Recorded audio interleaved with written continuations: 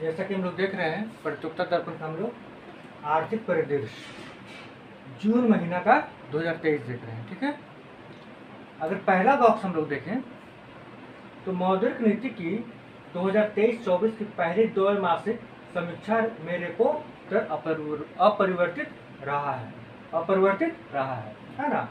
तो यहाँ पर दो तीन चीज़ हम लोग को सीखने का जरूरत है। दो तीन चीज़ क्या है, पहले समझ लेते हैं ये मौद्रिक नीति होता क्या है और रेपो दर के बारे में थोड़ा हम लोग जान लेंगे।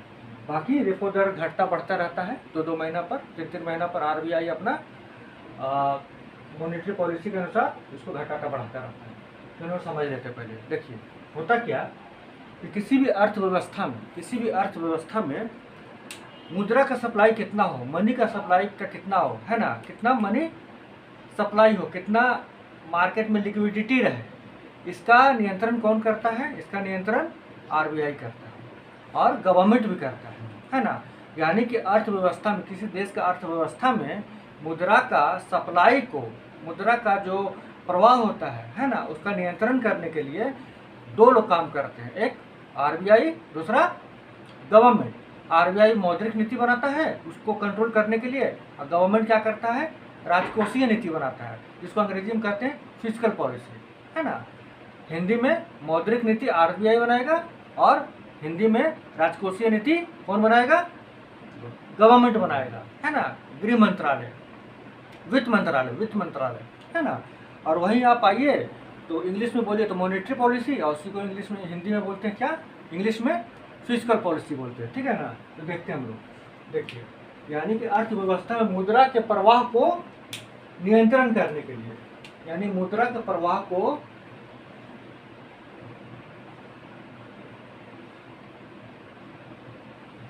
प्रवाह का नियंत्रण,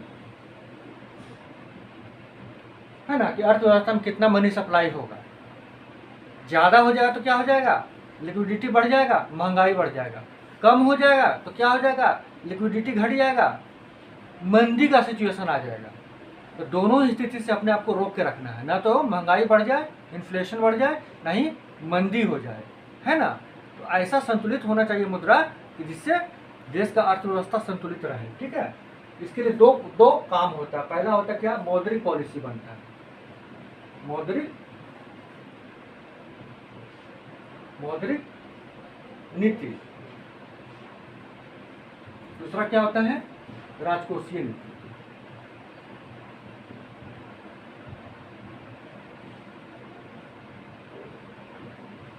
ठीक है, मुद्रा प्रवाह को रोकने के लिए दो नीति है, मौद्रिक नीति, राजकोषीय नीति।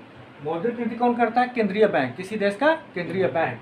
यानी तो भारत का संदर्भ में देखा है आरबीआई हो जाएगा, इसका कौन करेगा? आरबीआई करेगा। ऐसा कौन करेगा? गवर्नमेंट करेगा। तो देखिए वित्त मंत्रालय, है ना, या भारत सरकार लिखिए, सरकार, विशेषकर वित्त मंत्रालय।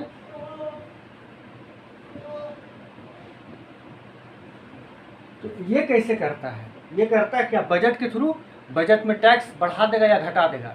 टैक्स बढ़ा देगा तो क्या होता है? मार्केट से पैसा कम होने लगता है, गवर्नमेंट के पास पैसा जाने लगता है टैक्स के थ्रू। टैक्स घटा देगा तो मार्केट में पैसा बना रहेगा, है ना, लोगों के पास पैसा बना रहेगा। दूसरी, लोक कल्याणकारी योजनाएं जो सरकार चलाती है, अगर मान लीजिए उसको मार्केट से पैसा निकालना है, मुद्रा का प्रवाह को कम करना है, तो लोक कल्याणकारी योजनाओं में क्या करेगा? पैसा को खर्च करना कम कर देगा। और मान लीजिए कि मार्केट में उसको पैसा का फ्लो बढ़ाना है, तो लोक कल्याणकारी योजनाओं में पैसा वो खर्च करने लगेगा। ठीक है, तो बजट के थ्रू घटा बढ़ाकर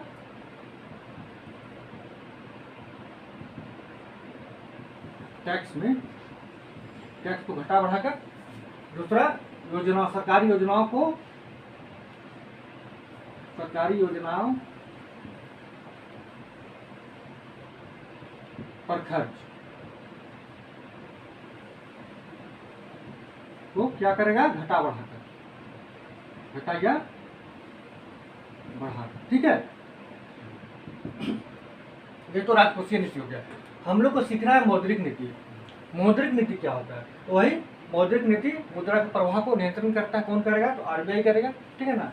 कैसे करता है? कौन कौन सा टूल, कौन कौन सा कैसे इसका यूज करता है, तो पहला हुआ रेपो रेट के द्वारा, repo rate, reverse repo rate,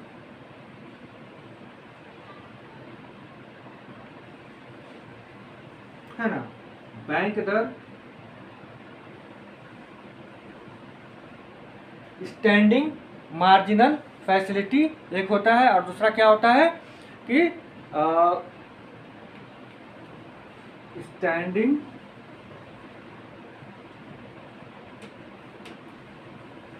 marginal facility, इसको कहते हैं SDF, SDF, है ना। एक होता क्या होता है, एक होता मार्जिनल स्टैंडिंग डिपॉजिट होगा, sorry, standing deposit facility, D for deposit हो जाएगा, डिपॉजिट, है ना, स्टैंडिंग डिपॉजिट फैसिलिटी, SDF, ठीक है ना। एक होता marginal standing facility, marginal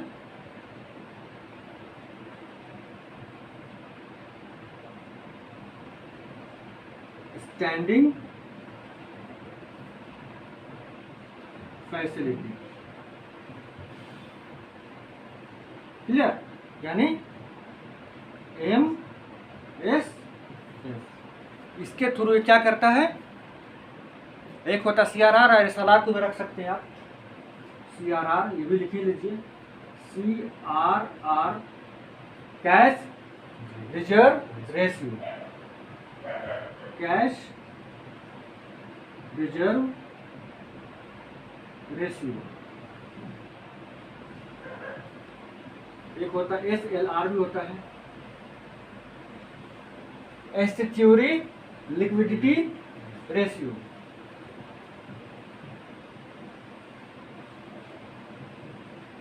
liquidity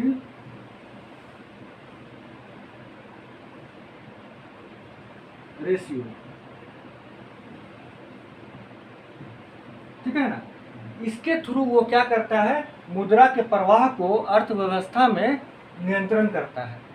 अगर उसे बढ़ाना रहता है मुद्रा का प्रवाह को, तो रेपो रेट कम कर देगा, रेपो रेट कम कर देगा तो बैंकों को लोन सस्ता में मिलने लगेगा, बैंकों को लोन सस्ता में मिलने लगेगा तो बैंक अधिक से अधिक लोन लेगा। अब बैंकों के पास खूब पैसा हो जाएगा तो पब्लिक के पास पैसा हो जाने लगेगा, कि फिर पब्लिक भी सस्ता रेट पर लोन उपलब्ध रहेगा तो पब्लिक भी लोन लेने लगेगा, अब पब्लिक के पास पैसा जाने लगेगा, यानी अर्थव्यवस्था में पैसा का सप्लाई होने लगेगा। मान लीजिए और इन्फ्लेशन बढ़ गया, महंगाई बढ़ गया, और अब बैंक को क्या करना है कि पैसा मार्केट से वापस अपने पास लाना है, तो क्या करेगा, रेपो रेट को बढ़ा देगा, रेपो रेट बढ़ा देगा। रेपो रेट बढ़ाने से क्या हो जाएगा कि अब बैंक जो होता है महंगा दर पर कम से कम अब लोन लेगा RBI से। अब बैंक के पास कम से कम पैसा आएगा, लोन रहेगा और महंगा दर पर आएगा, तो वो भी लोगों को महंगा दर पर लोन देगा। लोग महंगा दर पर लोन लेना नहीं चाहेंगे, इससे लोगों के पास पैसा कमी हो जाएगा और धीरे धीरे मार्केट में भी पैसा का कमी हो जाएगा, फ्लो कमी हो जाएगा। इस तरह से वो घटाता है, इस तरह से वो बढ़ाता है, जब चाहे कर सकता है ये काम, है ना, मुद्रा का प्रवाह को नियंत्रण करने के लिए। तो रेपो रेट यही तो बता रहा है कि रेपो रेट जो 2 महीना पहले जो 6.5 था ना, 2 महीना पहले 6.50% था रेपो रेट, उसी को अभी भी बना के रखा है। इसी कारण सारा रेट भी अभी जो पहले था वही अभी भी है, ठीक है। अगर सारा को जानना है तो जान लीजिए, संक्षेप में बता दे रहे हैं आपको कि रेपो रेट क्या होता है। तो रेपो रेट आप जान जाइए कि संक्षेप में बता दे रहे हैं, क्योंकि मॉनेटरी पॉलिसी जो है ना बहुत बड़ा चैप्टर होता है, अपने आप में बहुत बड़ा चैप्टर है मॉनेटरी पॉलिसी। तो रेपो रेट क्या होता है, RBI बैंक है इधर, कोई भी बैंक हो गया कॉमर्शियल बैंक, क्या करता है, ये जाकर लोन लेता है, कर्ज ऋण लेगा और बदले में क्या देगा, ब्याज देगा, बदले में ब्याज देगा, है ना। तो जिस ब्याज पर ऋण दिया जा रहा है ना, उस ब्याज को कहते हैं repo rate. Reverse repo rate क्या होता है, यहाँ भी RBI है, यह बैंक है, ठीक है ना। इसमें क्या होता है कि RBI बैंकों से पैसा लेता है, RBI बैंकों से पैसा लेता है, बैंकों से पैसा ले लिया, है ना, ऋण लिया, ऋण बदले में क्या दिया, ब्याज दिया, बदले में क्या दिया, ब्याज दिया। ये जो ब्याज होता है ना वो कहलाता है रिवर्स रेपो रेट। यहाँ पर बैंक को देना पड़ा था, यहाँ पर आरबीआई बैंक को दे रहा है।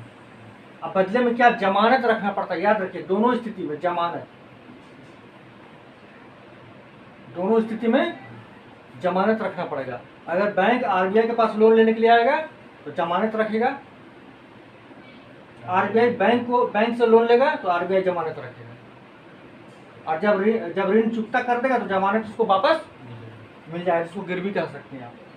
बैंक दर क्या होता है, बैंक दर भी रेपो रेट के जैसा ही होता है, लेकिन उसमें जमानत रखना नहीं होता। बस यही जान लीजिए, ये रेपो रेट ही होता है लेकिन जमानत रखना नहीं होता है। इसमें जमानत नहीं रहेगा, जमानत नहीं, और इसका फंक्शन होता है रेपो रेट जैसा ही। क्लियर? जो काम यहाँ हो रहा है यही काम यहाँ भी हो रहा है, लेकिन इसमें जमानत रखना पड़ रहा था, इसमें जमानत रखना नहीं पड़ रहा है। ठीक है ना। स्टैंडिंग डिपॉजिट फैसिलिटी क्या होता है, देखिए जब बैंकों के पास पैसा हो जाता है तो जस्ट लाइक रिवर्स रेपो काम करता है यहाँ पर, रिवर्स रेपो का। जैसे बैंक दर रेपो काम कर रहा था ना, और सही standing deposit facility reverse repo का काम करता है, लेकिन बदले में यहाँ पर आरबीआई को जमानत नहीं रखना पड़ता है। इसमें क्या होता है, आरबीआई एक तरफ है, इधर बैंक है। क्लियर? बैंक जाके पैसा जमा किया, लोन दिया, आप जमा कर सकते हैं, आरबीआई ब्याज देगा, ब्याज भी लीजिए, कोई दिक्कत नहीं है, लेकिन आरबीआई लोन के बदले जमानत नहीं रखेगा, जमानत नहीं रखेगा। क्लियर?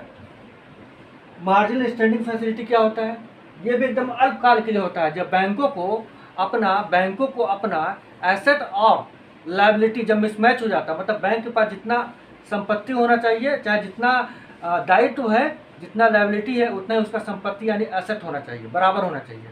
ऐसा नहीं कि एसेट कम है, संपत्ति है ही नहीं, और उससे ज़्यादा आपके पास दायित्व है, लोन बढ़ा हुआ, दोनों बराबर होना चाहिए। कभी कभी मिसमैच हो जाता है कि दायित्व आपका ज़्यादा बढ़ गया और पैसा आपके पास संपत्ति कम दिखा रहा है, तो तुरंत जाकर शॉर्ट टर्म के लिए वो आरबीआई से लोन ले लेता है। ठीक है ना। तो यही होता है क्या, मार्जिनल स्टैंडिंग फैसिलिटी। ठीक है ना। सीआरआर क्या होता है, तो सीआरआर होता है कैश रिजर्व रेशियो, यानी कि बैंक के पास जितना सेविंग है, बैंक हुआ ये, बैंक मान लीजिए है बैंक, जिसके पास जितना सेविंग है, मान लीजिए जितना सेविंग है इसके पास, जितना मान लीजिए करेंसी है, करेंसी का एक पार्ट क्या करना पड़ेगा, उसको अनिवार्य रूप से आरबीआई के पास रिजर्व रखना पड़ेगा। जितना सेविंग है वो जितना जो पार्ट को रिजर्व करके रख रहा है ना, वही कैश रिजर्व रेशियो कराता है। जितना भी इसके पास सेविंग है उसका एक पार्ट रखना पड़ेगा, वही वो पार्ट कराता CRR। Clear? SLR statutory liquidity ratio, यानी इसमें भी होता है वही CRR पार्ट, लेकिन कुछ अलग होता है। इसमें बैंकों के पास जितना सेविंग रहता है, बैंक है बैंकों के पास जितना सेविंग है, मान ली खूब पैसा यहाँ पे सेविंग है, उसका एक पार्ट मान ली इतना पार्ट उसको क्या करेगा, उसको गोल्ड या सिक्योरिटीज में, गवर्नमेंट का जो बॉन्ड होता है ना, उसको सिक्योरिटीज भी कहते हैं, उसको बॉन्ड या गोल्ड में एक पार्ट को रखना पड़ेगा, उतना सेविंग का उतना पार्ट को बॉन्ड या गोल्ड में रखना पड़ेगा। ठीक है ना, उतना संपत्ति को, वही होता है SLR कहलाता है। तो हमको लगता है ये टॉपिक क्लियर हो गया हो, है ना। इसको आप नोट कर लीजिए।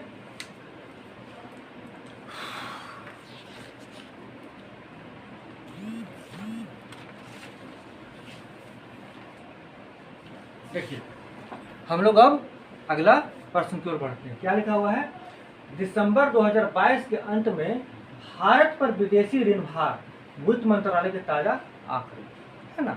यानी कि भारत पर क्या विदेशी ऋण है, तो पहले हम लोग को समझने का जरूरत है कि विदेशी ऋण होता क्या है, ये क्यों लेना पड़ता है ऋण, है ना।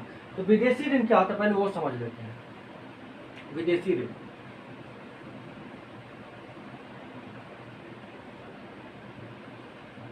देखिए जब कोई देश अपने आर्थिक जरूरतों को पूरा करने के लिए, कल्याणकारी योजनाओं को चालू रखने के लिए, अपना राजकोषीय जो घाटा है उसका पूरा करने के लिए विदेशों से उधार लेता है, तो उधार ही क्या है, विदेशी ऋण है। ठीक है ना। जब कोई भी देश इन आवश्यकताओं को पूर्ति के लिए विदेशों से जब ऋण लेता है, कर्ज लेता है, क्योंकि उसके पास आवश्यकता अधिक है, पूंजी कम है, तो उसको ज़रूरत को पूरा करने के लिए विदेश से जब कर्ज लेता है तो उसको क्या कहते हैं? विदेशी ऋण कहते हैं। ठीक है, ये विदेशी ऋण हुआ। देखिए इसका गुण क्या होता है, तो इसका गुण क्या होता है कि जिस करेंसी में आप ऋण लेते हैं उसी करेंसी में आपको वापस लौटाना पड़ेगा। तो दो बात, ऋण क्यों लेता है, उद्देश्य क्या है? तो कल्याणकारी योजनाओं को चलाने के लिए, योजनाएं हेतु, है ना, कल्याणकारी योजनाएं के लिए चलाने के लिए, और आधारभूत संरचना का विकास के लिए भी बोल सकते हैं, इंफ्रास्ट्रक्चर का विकास के लिए, है ना।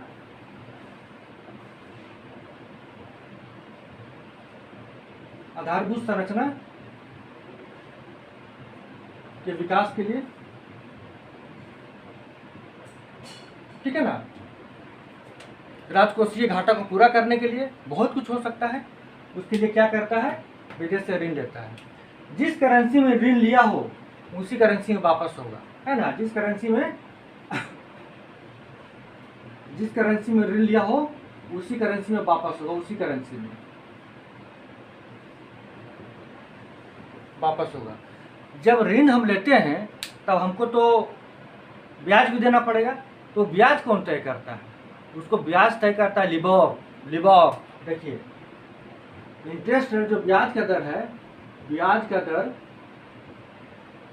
कौन तय करता है? बड़ा इंपॉर्टेंट चीज है, जान लीजिए, लिबोर करता है। लंदन इंटरबैंक ऑफर रेट, लिख लीजिए, लंदन इंटरबैंक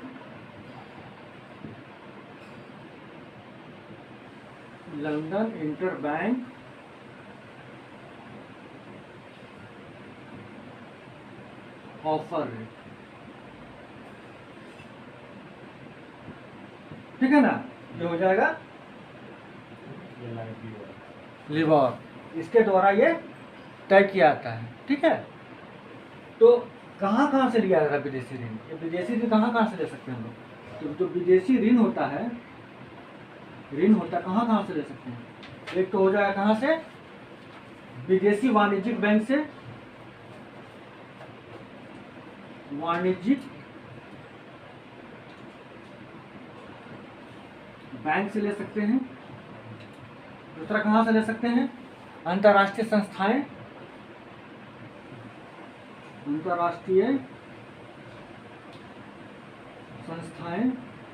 इसमें कौन हो जाएगा? IMF हो जाएगा, होगा कि नहीं? वर्ल्ड बैंक,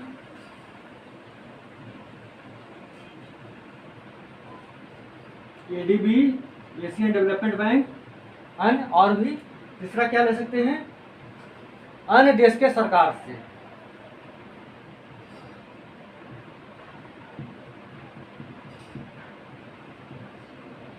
अन्य देशों के सरकार से। इतना लोगों से हम लोग ऋण ले सकते हैं। जब ऋण लेते हैं तो पहले ही शर्त तय हो जाता है, ब्याज का दर तय हो जाएगा, शर्त तय हो जाएगा, और जो ऋण किस उद्देश्य के लिए ले रहे हैं उस उद्देश्य को भी क्लियर कर देना हो कि हम किस उद्देश्य के लिए ऋण ले रहे हैं। ठीक है ना, तो यही हो गया आपका विदेशी ऋण का कॉन्सेप्ट। ठीक है, अभी कितना है विदेशी ऋण?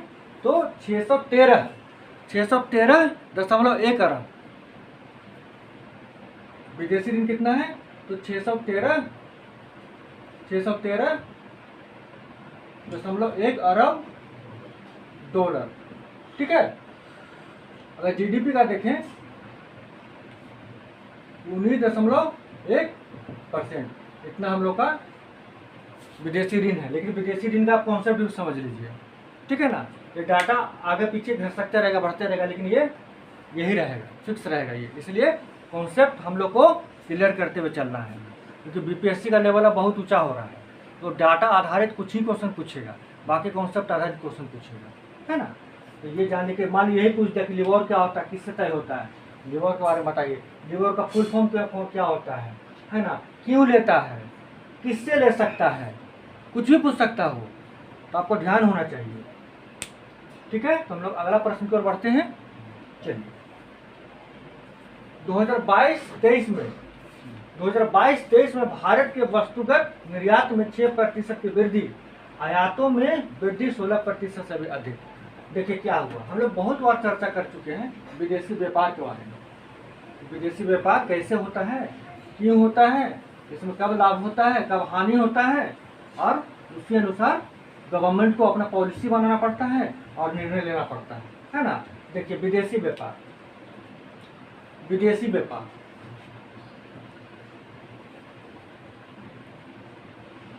है ना, हम लोग पढ़े अगर पिछला अगर वीडियो देखिएगा तो उसमें बैलेंस ऑफ पेमेंट के बारे में पूरा डिटेलिंग बताया कि बैलेंस ऑफ पेमेंट क्या होता है, कैपिटल अकाउंट, करेंट अकाउंट, है ना, फिर उसमें कैसे होगा, सेविंग के लिए क्या होगा, वस्तुगत निर्यात के लिए क्या होगा, है ना, सर्विस के लिए क्या होगा, सब हम लोग किए थे उसका।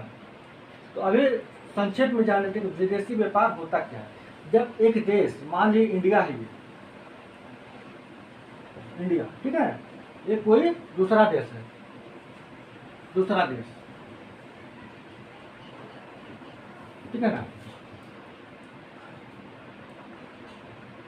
अगर अपना वस्तु को निर्यात करता है, निर्यात कर रहा है, निर्यात मतलब एक्सपोर्ट कर रहा है ना, तो बदले में भारत को क्या मिलेगा, पैसा मिलेगा, विदेशी करेंसी मिलेगा, है ना, इससे भारत को प्रॉफिट होगा, है ना, तो बदले में क्या मिलेगा, करेंसी मिलेगा, तो भारत को प्रॉफिट होगा। लेकिन वही आयात करेगा, यानी कि इसका सामान मंगवा रहे हैं, तो क्या होगा, पैसा मेरा देश को निकलेगा, तो भारत को यहाँ पर घाटा होगा क्योंकि पैसा उसका कम हो रहा है, ठीक है ना। इसी अनुसार विदेशी व्यापार का पॉलिसी तय होता है कि अधिक से अधिक निर्यात करें, कम से कम आयात करें, क्लियर। तो ये बता रहा है कि 2022 के अंत में भारत पर विदेशी ऋण भार, 2022-23 में भारत के वस्तुगत निर्यात में 6% की वृद्धि, यानी वस्तुगत व्यापार दो तरीका से होता है, तो वस्तु का करेंगे, दूसरा हम सर्विस का करेंगे, यानी सेवा करेंगे। तो ये वस्तु के बारे में बात कर रहा है, अभी वस्तुगत व्यापार के बारे में बात कर रहा है, वस्तुगत। तो वस्तुगत व्यापार यानी जो गुड्स का जो निर्यात और आयात हुआ है, उसमें बोल रहा है क्या कि 2022-23 में निर्यात करने में हम लोग 6% का वृद्धि की, हम लोग 6% का वृद्धि किए हैं। लेकिन आयात करने में भी वृद्धि हो गया, आयात में वृद्धि हो गया, ये वृद्धि हो गया कितना, लगभग 16% का वृद्धि हुआ। फिर भी अगर देखिएगा यहाँ तो आप देखिए अगर वृद्धि हो रहा है, लेकिन उस हिसाब से फिर हम निर्यात भी तो, आयात भी तो वृद्धि हो रहा है। देखिएगा अभी भी हम लोग का ट्रेड डिफिसिट कितना हो जाएगा, 16 में से 6 घटा देंगे तो ऑलमोस्ट 10% का अभी भी हम लोग का ट्रेड डिफिसिट चल रहा है ना। संतुलित तभी होगा जब 16% को अगर हम निर्यात कर रहे हैं, आयात कर रहे हैं, तो 16% हम निर्यात भी कर रहे हैं, लेकिन ऐसा भी स्थिति में नहीं है। तो ये बढ़ा है, तो ये भी बढ़ा है, इसके कारण हम लोग का ट्रेड डिफिसिट पर अंतर ज़्यादा नहीं पड़ा है, ट्रेड डिफिसिट बढ़ के ही रहता है हम लोग का। और हम लोग बहुत चर्चा अच्छा से कर चुके हैं कि ट्रेड डिफिसिट क्या होता है, कि आयात और निर्यात में जो अंतर होता है ना, और अंतर जब घाटा में आ जाता है तो वो ट्रेड डिफिसिट कहलाता है वस्तुगत में, ठीक है ना। तो बस यही समझाना चाह रहा था, क्लियर। हम लोग आगे बढ़ते हैं।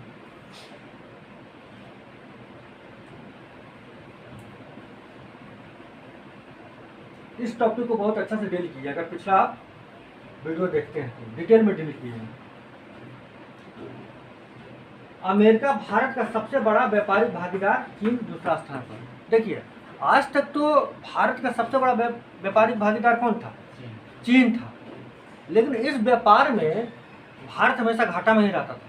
क्यों, क्योंकि भारत का कम निर्यात करता था, ज़्यादा आयात करता था। यानी हम लोग का जो बड़ा मार्केट उसका यूज कौन कर रहा था, चाइना कर रहा था, और वो प्रोडक्ट भेजता था, हम लोग प्रोडक्ट यूज करते थे और अपना करेंसी चाइना को देते थे। लेकिन निर्यात के मामले में हम लोग बहुत पीछे थे, कि चाइना को कम निर्यात करते थे और उसका करेंसी हम लोग पास कम आ पाता था, ठीक है ना, तो हम लोग घाटा में रहते थे। लेकिन अमेरिका के साथ इधर देखा गया है आंकड़ा कि हम लोग का जो देश का, भारत का व्यापारिक साझेदार हो गया सबसे बड़ा, चाइना को पीछे करके अमेरिका हो गया। यानी कि नंबर 1 पे कौन है, भारत का व्यापारिक साझेदार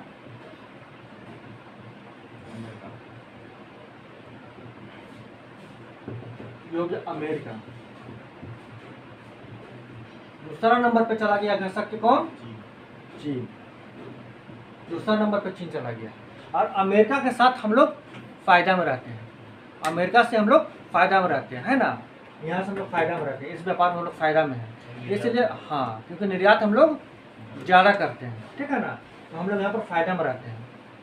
तो ये अच्छी बात है कि चाइना को पीछे करके हम लोग अमेरिका के साथ जुड़ गए हैं और व्यापारिक साझेदार अमेरिका बड़ा बन गया है। तो बस यही था, कुछ इसमें विशेष नहीं था, है ना। अधिक से अधिक अगर डेटा देखना चाहे तो 128.5 अरब डॉलर का करता है ना। और चाइना के साथ कितना हो रहा है? 113 कितना है? ये है आपका 83 अरब का।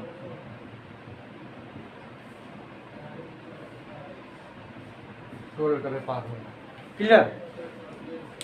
यही है, अधिक से अधिक ये 128 पर पहुंच गया है और 113 पर ही है, तो अमेरिका के साथ ज़्यादा हो रहा है। डेटा याद रख लीजिएगा, बहुत ज़्यादा इंपॉर्टेंट नहीं है, लेकिन ये ज़्यादा इंपॉर्टेंट है कि अब अमेरिका सबसे बड़ा भागीदार हो चुका है, ठीक है ना। इसको आप नोट कर लीजिए, फिर मिटा देते हैं, ठीक है। अगला में आते हैं,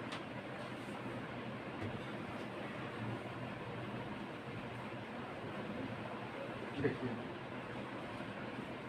महिलाओं के लिए नई बचत योजना महिला सम्मान बचत पत्र शुरू किया गया है, ठीक है ना।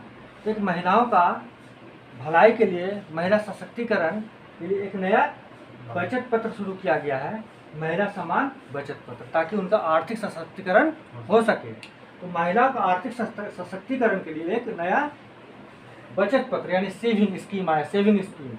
उसका नाम क्या है? महिला सम्मान बचत पत्र, है ना। इसका लाभार्थी कौन होगा? लाभार्थी जो लाभ उठाएंगे महिला ही होगा ऑब्वियसली। नाबालिग बच्ची हो, नाबालिग लड़कियां हो, उनके गार्जियन, नाबालिग लड़की हो तो उनके अभिभावक होंगे, है ना, उनके अभिभावक होंगे। ये 2 साल के लिए स्कीम चलेगा, 2 साल के लिए, 2 इयर्स के लिए, 2 इयर्स के लिए, 2 वर्ष के लिए, क्लियर। मिनिमम 1000 रुपये जमा कर सकते हैं, maximum 2 lakh. Minimum 1000, maximum 2 lakh. ब्याज दर कितना मिलेगा? 7.5 ब्याज दर मिलेगा। कहाँ जमा कर सकते हैं? तो डाकघर में। दूसरा प्राधिकृत बैंक में, जहाँ जिसको प्राधिकृत किया जाएगा, प्राधिकृत बैंक। ये स्कीम का फायदा महिला उठा सकती है ना। ये कंप्लीटली गवर्नमेंट का आर्थिक सशक्तिकरण के लिए, महिलाओं का आर्थिक सशक्तिकरण के लिए स्कीम आया है। 1000 हाँ, मिनिमम 1000, मैक्सिमम 2 लाख, ठीक है। तो हम लोग आगे देखते हैं, इसको नोट कर लीजिए, नोट कर लीजिए, हो गया।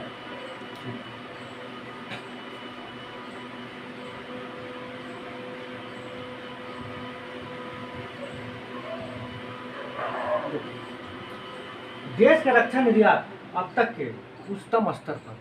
देखिए, अभी हाल ही में सिपरी का रिपोर्ट आया था, सिपरी याद है ना, Stockholm international peace research institute. उसका जो सिपरी का रिपोर्ट आया था, उसमें सबसे बड़ा हथियारों का आयातक देश कौन था?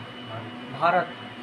और सबसे बड़ा हथियारों का निर्यातक देश कौन था? अमेरिका था। इतना तो पता है हम लोग का, यानी सिपरी का रिपोर्ट से हम लोग को पता है।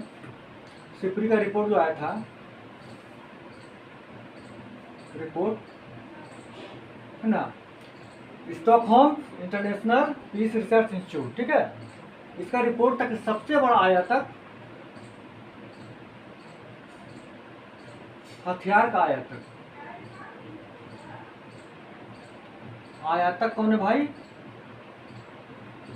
भारत है, ठीक है। निर्यातक सबसे बड़ा कौन है? अमेरिका है, ठीक है ना। लेकिन इधर रिपोर्ट आया है हाल में और देखने को मिला है कि 2022-23 में भारत निर्यात के मामले में भी, हथियारों का निर्यात के मामले में भी अब तक का सर्वोच्च स्थिति पर है। अब तक का जो भारत अभी तक जितना निर्यात किया है उसमें अभी तक भारत सर्वोच्च स्थिति पर है ना। वही बढ़ाना चाह रहा है क्या भारत, जो ये तो ठीक है, ये तो रिपोर्ट है, लेकिन निर्यात के मामले में भी, अब तो आयात में तो आगे है ही था, सबसे टॉप पर ही है, निर्यात में भी भारत वृद्धि कर रहा है ना। और अब तक का सर्वोच्च स्तर पर निर्यात के मामले में, अब तक का सर्वोच्च स्तर पर निर्यात के मामले पर है ना। और कितना है? 15,920। इसका है कितना है? 15,920 अरब, नहीं करोड़ का व्यापार हुआ है निर्यात के मामले में। अभी तक सबसे ऊपर है। इसके पहले निर्यात इससे कम ही होता था, अभी तक सर्वोच्च स्थिति पर है। तो देखा जा सकता है कि यहाँ पर हम एक चीज़ और जोड़ सकते हैं, जो मेक इन इंडिया जो है, मेक इन इंडिया जो पॉलिसी है, ये शायद काम कर रहा है, तभी तो आगे भारत निकल रहा है। भारत अभी जैसे ब्रह्मोस है, भारत के पास बहुत देश है जो ब्रह्मोस का खरीदार बनना चाहते हैं, इच्छा दिखाए हैं कि भारत के पास ब्रह्मोस जैसा हथियार है वो लेना चाह रहे हैं, है ना। तो ये सब मामले में देखा जा रहा है ना, तो भारत अच्छा उन्नति कर रहा है, निर्यात के मामले में भारत बढ़ रहा है। तो अच्छा, इससे क्या हम लोग का ट्रेड डिफिसिट कम होगा, हम लोग आयात में भी आगे हैं, तो निर्यात में भी अगर आगे रहेंगे तो हम लोग का फॉरेन करेंसी पर घाटा कम होगा, ठीक है। तो इस तरह से आज के लिए इतना ही, अगला क्लास में फिर मिलते हैं।